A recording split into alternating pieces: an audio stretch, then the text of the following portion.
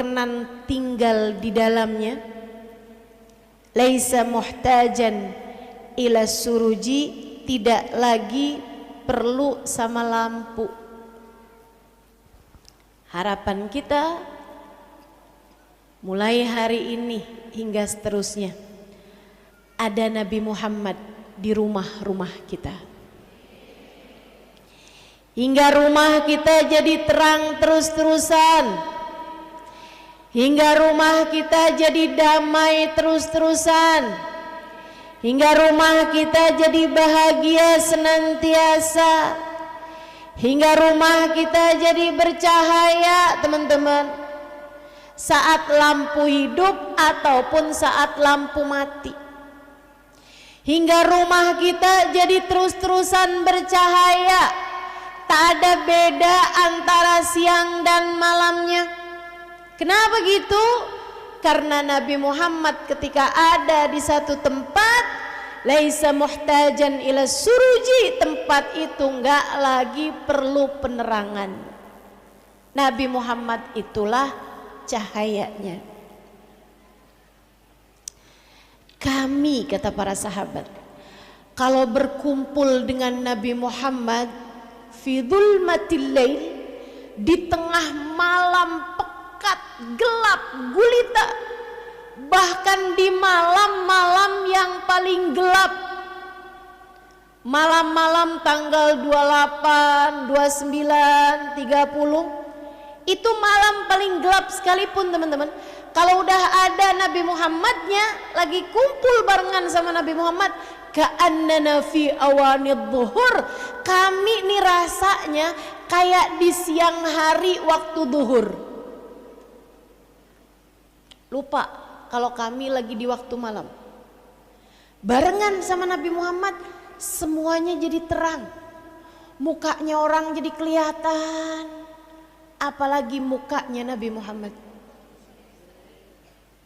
Sayyidah Aisyah bercerita, fidat laylah, pada satu malam saya robek baju, lagi saya pakai buat sholat, tahu-tahu robek bajunya. Memang mungkin bajunya udah rapuh, atau mungkin satu gerakan, kadang-kadang kan gitu juga ya. Apalagi kalau ibu-ibu lagi pakai daster tuh, masih jadi misteri kenapa daster suka robek, terutama di bagian ketiak. Gitu gak sih? Apa cuman daster saya doang? Teman-teman sekalian saya muliakan, kata Sayyidah Aisyah, saya lagi sholat, baju saya robek, saya nggak bisa lanjutin sholat. Akhirnya saya ambil jarum, saya ambil benang, saya pun mulai menjahit. Benangnya habis, jahitannya belum selesai, saya keluarin tuh benang, saya mau masukin benang yang baru di jarum saya itu. Tahu-tahu lampunya mati, mungkin karena habis minyaknya gitu ya, habis bahan bakarnya. Dia bilang lampunya mati, saya kaget, jarumnya jatuh. Saya cari-cari tuh jarum nggak nemu, gelap. Faidan bih akbal Rasulullah sallallahu alaihi wasallam. Tahu-tahu Nabi Muhammad masuk ke dalam kamar saya. Dengan begitu mudah saya nemu jarum saya yang hilang tadi. Sambil pegang jarum, saya lihat jarum, saya lihat wajah Nabi Muhammad. Saya tersenyum kepadanya seraya berkata, ma adwa anuraka ya Rasulullah. Duhai, alangkah sangat terangnya cahayamu itu wahai Rasul. Nabi senyum kemudian berkata, emang napa Aisyah? Tadi nih Rasul saya nyari jarum gak ketemu, karena lampunya pas banget mati. Begitu engkau datang langsung nemu jarumnya Rasul, terang banget tuh. Kalau ada lampu aja nih, lampunya hidup aja belum tentu saya bisa dapetinnya secepat itu. Tapi begitu engkau datang langsung nemu apa yang aku cari wahai Rasulullah. Sungguh sangat terang cahayamu itu wahai Rasul. Nabi kemudian berkata, fawail liman la yarani ya Aisyah. Maka celaka orang yang nanti di hari akhirat tidak dapat memandang diriku wahai Aisyah. Faman la yarak ya Rasulullah. Sayyidah Aisyah panik dengar ada orang di akhirat nggak bisa ketemu sama Nabi Muhammad. Beliau segera tanya, faman la yarak ya Rasulullah, siapa tuh orang itu Rasul? Kenapa nanya gitu? Jangan sampai saya termasuk di antaranya gitu. Sayyidah Aisyah panik teman-teman. Tidakkah kita nih yang lebih pantas panik? Siapa tuh yang nggak bakalan ketemu sama Nabi Muhammad? Ya Allah, jangan sampai kita di situ. Faman la yarak ya Rasulullah. Siapa dia orangnya yang tidak dapat berjumpa denganmu wahai Rasul? Nabi Muhammad menjawab, alladzi idza dzukirtu indah lam yusalli alaih. Yang enggak berjumpa denganku Aisyah, yang saat namaku disebut di hadapannya tak ada yang bergerak sesuatu dalam hatinya. Diceritain Nabi kayak diceritain Pak Lurah gitu, kayak diceritain Pak RT bahkan gitu, kayak diceritain tangga sebelah, biasa-biasa aja gitu. Nggak ada yang bergerak di hatinya dari kerinduan, sehingga tidak ada keinginan di hatinya untuk membuat dia bersolawat kepadaku saat namaku disebut di hadapannya. Mereka orang yang tidak dapat berjumpa denganku di akhirat nanti. Na'udzubillah min dzalik. Saudara sekalian yang saya muliakan, jadi pertanyaan kita nih, udah ada belum rasanya? Karena ternyata itu loh caranya biar ketemu sama Nabi Muhammad, biar dicinta sama Nabi Muhammad tuh bukan sekedar lisan, bacaan. Teman-teman saudara sekalian, Asyibli betul baca laqad ja'akum tiap habis sholat, betul. Akan tetapi apakah menurutmu bacaan dari Asyibli sama bacaan dari kita tiap misalnya gitu kita amalin? Assalamualaikum warahmatullahi wabarakatuh. Laqad ja'akum rasulun min anfusikum azizun 'alaihi ma antum harisun 'alaikum bil mu'minina raufur rahim fa in tawallaw falasbiyallahu. Apa tadi ya? Laqad ja'akum rasulun min anfusikum. Mana bacanya lupa gitu kan ya? Bacanya tanpa rasa. Tentu tidak begitu teman-teman. Bacanya betul sama, tapi rasa hatinya kalau kamu bisa sama juga sama rasa hatinya Asyibli, insya Allah dapat cintanya. Tapi kalau cuman bacaan kita baca, cuman keluar dari lisan, gak pernah nyampe ke dalam hati, punya nilai betul, akan tetapi nilainya tentu saja tidak sama, sangat jauh berbeda dengan para kekasih-kekasih yang ketika membaca bacaan tersebut diiringi dengan rasa hati yang bergelora, hati yang penuh cinta kepada baginda Nabi besar Muhammad sallallahu alaihi wa ala alihi wa sahbihi wasallam. Teman-teman saudariku sekalian yang saya muliakan, kullu baitin anta sakinuhu laisa muhtajan ila suruji. Semua rumah yang ada Nabi Muhammadnya nggak perlu melampu. Itu beneran Ustazah, nggak perlu lampu secara serius gitu. Saudariku sekalian saya muliakan, kalau rasanya gede emang bisa tuh nyampe ke sana. Bisa nyampe ke sana. Bisa ada orang betah berada dalam kegelapan karena memang hatinya tak pernah berada dalam kegelapan, penuh dengan cahaya Nabi Muhammad. Ada. Akan tetapi daripada itu, selain daripada itu teman-teman saudara sekalian, maksud dari kullu baitin anta sakinuhu laisa muhtajan ila suruji lebih kepada rumah hati kita. Karena sebenarnya rumah sejati itu sebenarnya bukan bangunan tempat kita tinggal. akan tetapi hati, tempat kamu selalu berada di dalamnya. Saudara sekalian saya muliakan, dan ini sih yang membedakan antara orang tuh beriman apa enggak beriman, cinta apa enggak cinta, gitu kan? Semuanya, kenyamanan itu bukan nama barang, teman-teman. Kenyamanan itu kan, rumah itu, saya pernah nulis tuh, rumah bukanlah bangunan tempat kamu tinggal, akan tetapi rumah adalah hati di mana kamu merasa nyaman. Itu rumah. Rumah sejati itu teman-teman, hati di mana kamu merasa nyaman. Makanya kalau kamu berpikir, nih tahun 2023 nih, saya mau luasin rumah, saya mau bangun kamar baru, saya mau bangun dapur lebih luas, misalnya begitu, gitu ya. Biar kenapa? Biar saya lega, biar saya lapang. Saya kasih tahu teman-teman, yang rumahnya pada gede-gede tuh belum tentu merasa nyaman. Itu yang ngomong betul. Saya tanya, rumah kamu udah gede? Atau kamu suka ngeliatin rumah orang lain, gede banget tuh, artinya belum tentu merasa nyaman.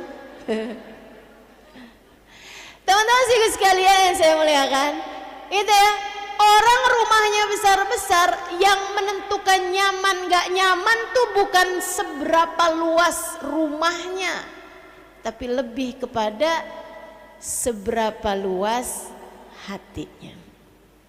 Itu sebabnya kenapa Nabi Muhammad sampai bilang baiti jannati, rumahku adalah surgaku. Ibu-ibu pernah ke rumahnya Nabi Muhammad? Emang di mana Ustazah rumahnya Nabi Muhammad? Rumahnya Nabi Muhammad di Madinah, Bu. Dan banyak diantaramu yang saya rasa udah pernah ke rumahnya Nabi Muhammad, yang sekarang dijadikan sebagai Ar-Raudhah Asy-Syarifah, makam Nabi Muhammad sallallahu alaihi wa ala alihi wa sahbihi wasallam. Mudah-mudahan nih yang udah pernah sampai ke sana nyampe lagi ke sana.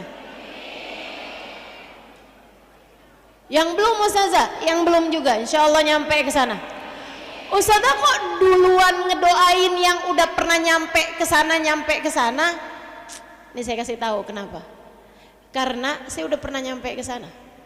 Dan kerinduan orang yang sudah pernah nyampe ke sana bisa jadi lebih besar daripada kerinduan orang yang justru belum pernah sampai di sana. Makanya saya doain yang udah pernah nyampe biar nyampe lagi. Apalagi yang belum pernah nyampe, tetap saya doain. Mudah-mudahan kamu nggak mati kecuali udah nyampe ke sana. Ada yang nggak ngaminin sambil mikir boro-boro buat ke sana. Buat bayar kontrakan rumah aja susah, Ustazah. Nih, ibu-ibu nggak ngerti sih. Urusan nyampe kepada Nabi itu, Bu, nggak ada kaitan sama berapa transferan yang masuk ke rekeningmu. Nggak ada kaitan sama itu. Urusan nyampe berziarah ke makam Nabi itu nggak ada kaitan sama berapa pemasukanmu atau bahkan berapa nilai uang yang kamu punya selama hidup di dunia ini. Nggak ada. Ilangin tuh. Kalau kamu masih mikirnya selalu kepada nominal, ilangin, Bu, ilangin. Ini tuh masalahnya bukan sama masalah berapa uangmu, bukan. Saudara sekalian, bahkan kalau kamu berpikir saya udah sakit-sakitan, kayaknya nggak bakalan dah nyampe ke sana, nggak ada urusan. Ini urusannya rasa, siapa yang dikehendaki oleh Allah untuk sampai akan disampaikan kepadanya. Ini urusannya rasa. Bisa apa kalau udah cinta? Orang tuh kalau cinta pasti tersambung kepada yang dicinta, teman-teman. Maka kalau kamu ngerasa saya nggak bakalan dah nyampe ke sana, naikin cintamu. Naikin cintamu. Kalau kamu udah cinta, kamu bakalan niat ke sana.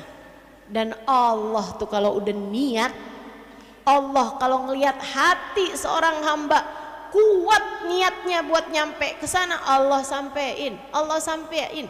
Sebab Allah tuh dengan lisan Nabi Muhammad sudah mengatakan, wa innama likulli imri'in ma nawa. Sungguhnya Allah akan memberi seseorang sesuai dengan apa yang dia niatkan. Niat yang gede teman-teman, niat yang gede. Nyampe, tenang aja, nyampe. Saudara sekalian saya muliakan, rumah itu adalah tempat di mana kamu merasa nyaman. Rumah Nabi Muhammad tuh Bu, saya pernah nyampe di museum rumah Nabi yang dibikin dalam ukuran asli. Ukuran asli rumahnya Nabi segitu, dibikinlah gitu ya. Itu teman-teman saudara sekalian, kecil banget. Itu kalau ada pemerintah kita bikin rumah dengan sebutan RSS, rumah sangat sederhana. Ini kayaknya nggak cukup S-nya 2, pakai RSSSB. Rumah sangat sederhana sekali, pakai banget. Kecil banget teman-teman sekalian, kecil banget. Ketika ngelihat nih kamarnya, ukuran kamarnya Nabi Muhammad di ukuran yang sebenarnya, tuh pernah ada museumnya tuh dulunya di dekatnya Masjid Nabawi itu ya. Itu saya jadi ngerti kenapa Nabi Muhammad itu pernah sholat sambil nyingkirin kaki Sayyidah Aisyah. Itu tuh emang kamarnya sekecil itu. Kamar Nabi itu emang sekecil itu. Nah segitunya Nabi Muhammad bilangnya baiti jannati. Rumahku adalah surgaku.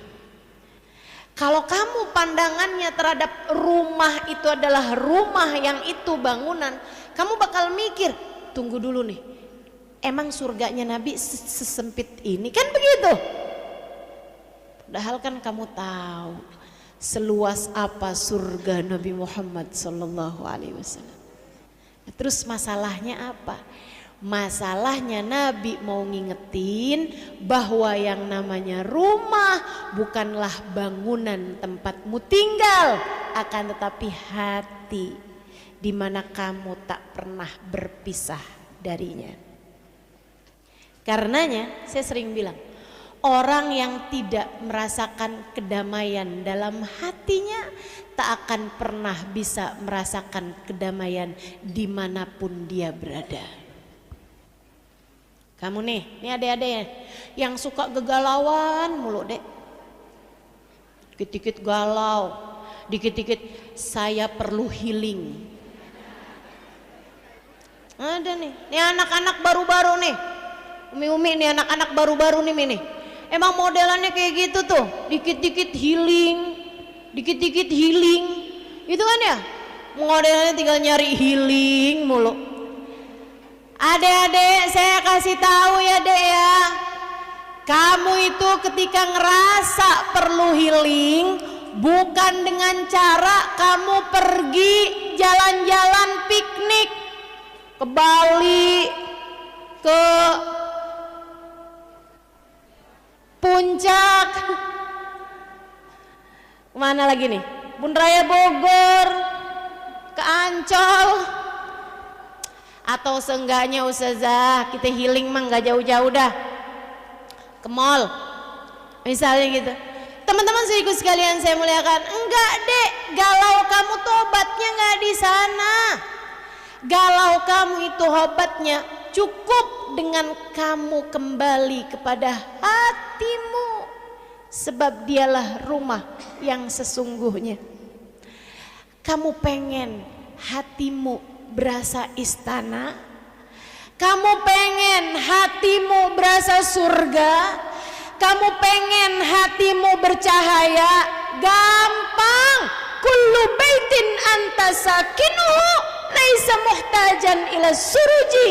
semua rumah yang Nabi Muhammad berada di dalamnya tidak lagi perlu sama cahaya apapun juga. Taruh Nabi Muhammad dalam hatimu dek. Taruh Nabi Muhammad dalam hatimu dek. Maka hatimu sangat mungkin untuk apa yang kamu sebut dengan nama healing. Hatimu sangat mungkin untuk apa yang orang sebut dengan nama perubahan, pencerahan. Saya sering banget nih ustazah beri kepada kami pencerahan. Ini saya kasih tahu nih. Ini pencerahan teman-teman sekalian. Kalau hatimu cerah, kalau hatimu bercahaya, maka kamu tak akan pernah lagi kebingungan, kamu gak akan pernah lagi kegalauan, kamu gak pernah lagi merasa hampa, kamu gak akan lagi merasa gelisah, kamu gak akan lagi merasa sumpek, kamu gak akan lagi merasa sempit.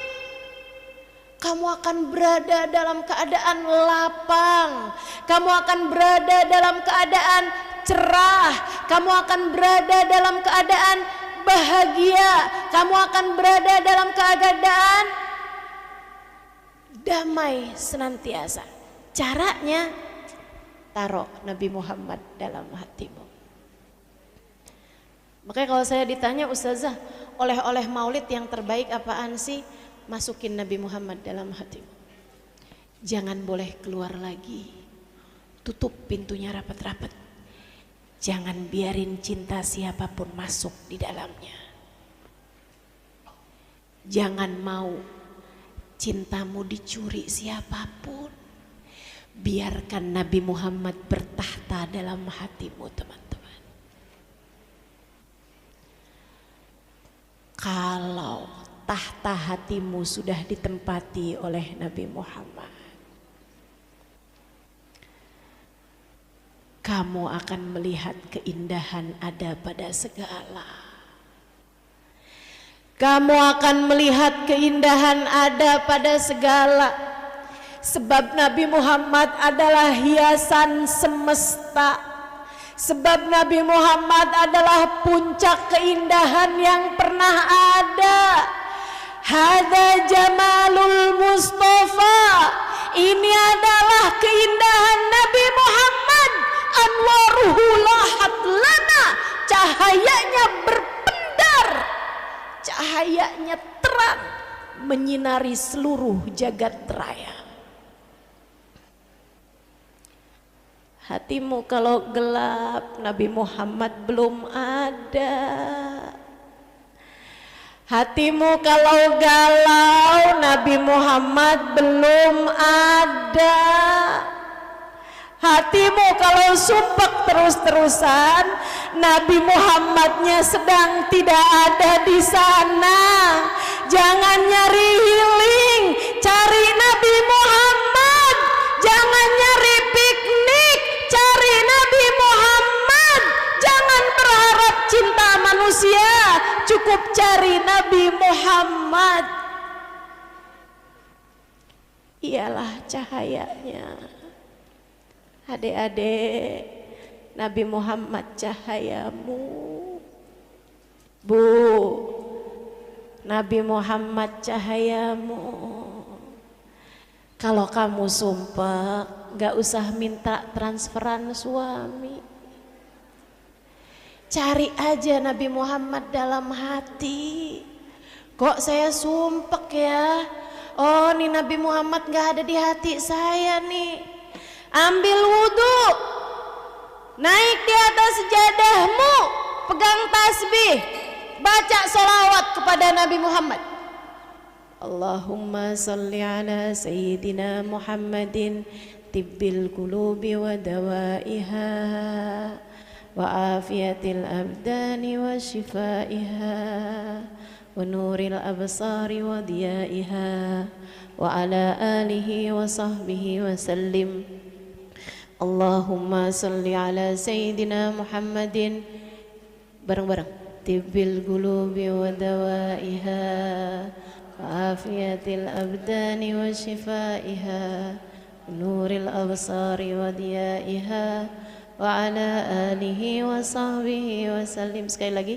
Allahumma salli ala Sayyidina Muhammadin tibbil qulubi wa dawaiha wa afiyatil abdani wa shifaiha wa nuril absari wa diyaiha wa ala alihi wa sahbihi wa sallim. Ya Allah, sampaikanlah salawat salammu kepada Nabi Muhammad. Tibbil qulub, dokter buat hati saya ya Allah. Nabi Muhammad jangan pergi dari hati saya ya Allah. Jadikan rumah saya yang sejati hati saya dan Nabi Muhammadnya ya Allah. Minta sama Allah SWT. Ustazah, kenapa ya saya kok belum bisa cinta sama Nabi Muhammad? Mungkin karena kamu gak pernah minta. Minta Bu. Barang bagus tuh Bu gak dikasih kalau gak minta. Betul gak? Kalau barang remeh sih suka dibagi-bagi begitu aja. Makanya tuh ada banyak orang nggak pernah minta, nggak pernah doa, dikasih sama Allah mobil, dikasih sama Allah rumah. Kenapa? Barang remeh, mohon maaf, mohon maaf. Yang kafir-kafir aja pada dikasih sama Allah SWT. Barang remeh, nggak usah minta berlebihan, barang remeh. Kalau kamu mau minta, minta barang mahal. Apa tuh? Nggak ada yang lebih mahal daripada Nabi Muhammad. Aghlan nas, aghlan nas, manusia paling mahal. Teman-teman sedikit sekalian, gimana nggak paling mahal? Yang pegang kunci surga. Gimana nggak paling mahal? Namanya bersanding dengan nama Allah di pintu surga. Sungguh demi Allah, tak ada yang lebih mahal daripada Nabi Muhammad. Maka mintalah kepada Allah agar Allah mengaruniakan kepadamu Nabi Muhammad, agar cintanya bertahta dalam hatimu teman-teman. Karena Nabi Muhammad adalah manusia paling mahal, maka meminta Nabi Muhammad adalah doa yang paling mahal untuk kamu mintakan kepada Allah. Doa paling layak, paling berharga untuk kamu minta kepada Allah. Allahumma rzuqna hubban nabi. Ya Allah, karuniakanlah dalam hati kami cinta kepada Nabi Muhammad. Kullu baitin anta sakinuhu laisa muhtajan ila suruji. Wa maridin anta aiduhu qad atahu Allahu bil faraji. Orang sakit yang ditengok sama Nabi Muhammad, qad atahu Allahu bil faraji. Allah pasti akan berikan solusi kesehatan, penyembuhan paling maksimal dari Allah Subhanahu wa taala. Maka kalau kamu sakit, sakit badan, sakit pikiran, sakit hati, cukup dengan kamu minta Nabi Muhammad berkenan menjengukmu teman-teman. Berkenan Nabi Muhammad buat visit, buat datang, buat berkunjung, untuk melihatmu, mendiagnosa sakitmu, kemudian menyembuhkanmu. Dengan apa? Dengan tengadah tangannya kepada Allah, atau dengan Nabi Muhammad meletakkan tangannya di anggota badanmu yang sakit Bukankah sudah banyak terjadi hal-hal yang seperti itu pada diri setiap orang? Saudaraku sekalian yang saya muliakan, Nabi Muhammad itu kalau ada sahabatnya yang sedang sakit, Sayyidina Ali itu cerita. Sayyidina Ali itu cerita, dia bilang sakit mata berat banget, dipanggil sama Nabi Muhammad waktu Khaybar, perang Khaybar. Sama Nabi tanyain, "Aina Ali? Di mana nih Ali?" Habis Nabi malamnya bilang, Nabi Muhammad malamnya bilang, "Sa'util liwa'a ghadan ila rajul yuhibbullah ta'ala wa yuhibbuhullah ta'ala wa rasul." Yuhibbullah ta'ala wa rasulah wa yuhibbuhullahu ta'ala wa rasulah. Aku akan berikan bendera perang nih besok sama seseorang. Dia cinta kepada Allah, cinta kepada Rasulullah, dicintai Allah, dicintai Rasulullah. Oh, sahabat pada tampil di hadapan Nabi Muhammad karena kepengen sama sifat yang dikasih Nabi Muhammad. Bukan cinta sama Allah dan Rasulnya, itu mereka yakin semuanya. Tapi yang keduanya tuh dicintai Allah dan Rasulnya. Nabi malah nyari Aina Ali, di mana Ali? Sayyidina Ali-nya dipanggil. Kenapa Sayyidina Ali nggak tampil? Sholat subuh nggak ada tuh. Sayyidina Ali itu teman-teman sekalian sakit mata berat banget, merah sampai hampir nggak bisa lihat gitu. Kalau lihat berat banget, sakit banget, dua-duanya pula. Panggil Nabi Muhammad, dia bilang, "Ya kadula astati an ubsir." Saya tuh sampai hampir kayak nggak bisa lihat gitu. Waktu dipanggil Nabi Muhammad tuh saya jalan dituntun orang. Di hadapan Nabi Muhammad lihat. Terus Sayyidina Ali bilang, "Maaf Rasul, asabanir ramad.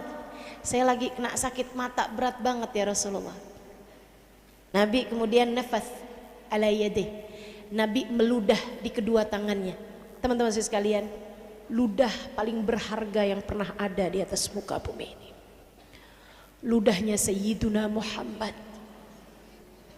Nabi meludah di kedua tangannya. Nabi usap-usap kedua tangannya. Allah. Baterainya habis. Allah. Nabi usap-usap dua tangannya. Kemudian Nabi Muhammad meletakkan tangannya tersebut di mata Sayyidina Ali. Tuh teman-teman, Nabi kalau ngobatin gampang bener. Kata Sayyidina Ali, "Wallahi thumma wallah ma rafa'ar Rasul sallallahu alaihi wasallam yadah." Sungguh demi Allah, tidaklah Nabi Muhammad mengangkat tangannya dari dadaku, melainkan sesudah Allah Subhanahu wa taala mengangkat semua sakit mata yang saat itu sedang aku derita.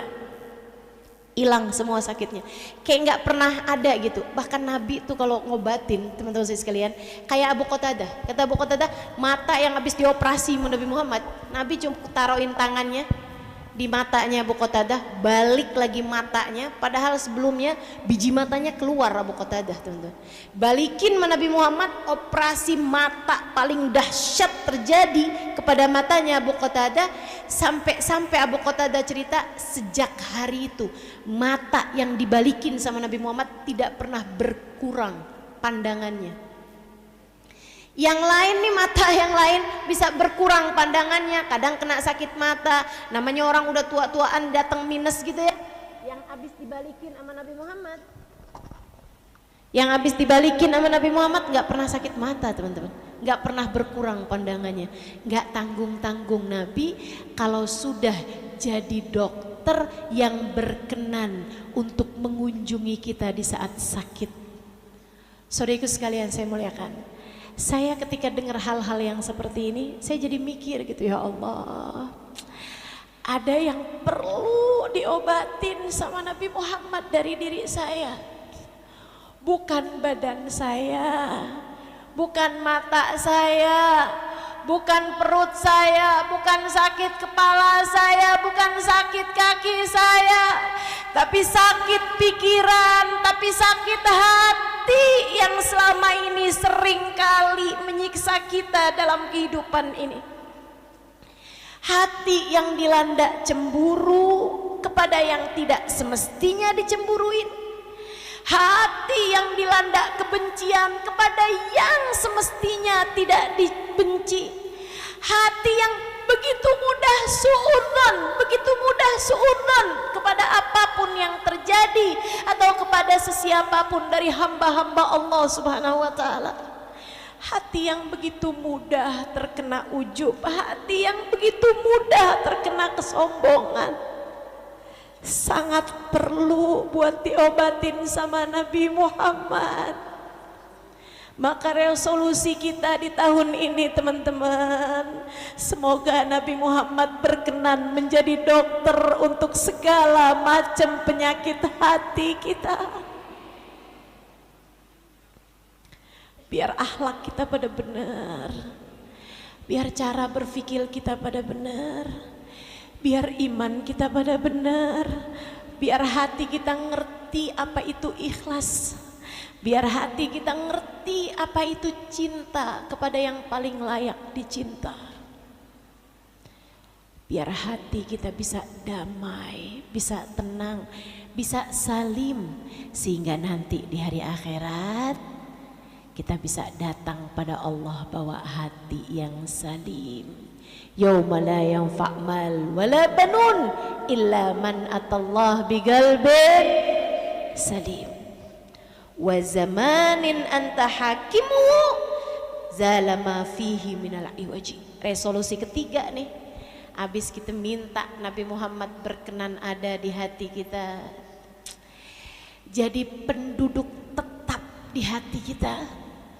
Kita minta Nabi Muhammad jadi dokter buat mental kita. Nabi Muhammad jadi dokter spesialis untuk jiwa-jiwa kita, untuk pikiran kita, untuk akal kita. Teman-teman saya sekalian, resolusi kita yang ketiga nih, saya sekalian, kita minta Nabi Muhammad biar ngatur waktu kita.